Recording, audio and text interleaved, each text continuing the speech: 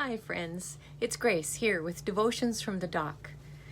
I was reading from Psalm 31 and there are a couple verses there that I think are really relevant to not just what we're going through right now, but every time we go through a hard time.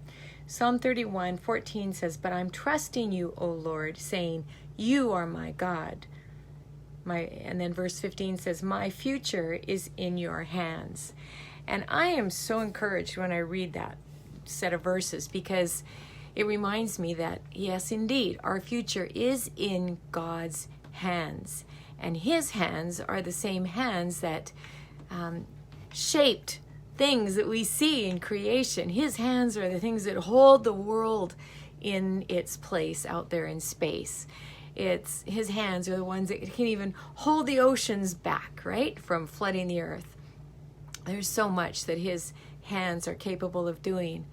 But even more than that, it reminds me that my future, our future, is in his hands. It's not in a doctor's diagnosis, or it's not in feelings that maybe somebody who doesn't like us have toward us, right?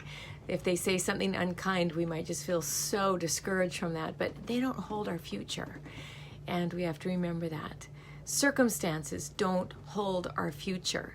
There is nothing that touches us that God does not allow, and we have to hang on to that. He is the one who holds our future, and we just need to be sure that we're living our lives aligned with his truth, that our minds are aligned with his truth, and that we are acting in accordance with his truth, because that will largely determine where we end up.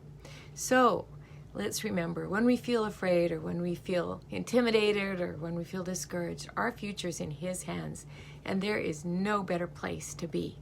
I hope you have a great afternoon and know that you are loved.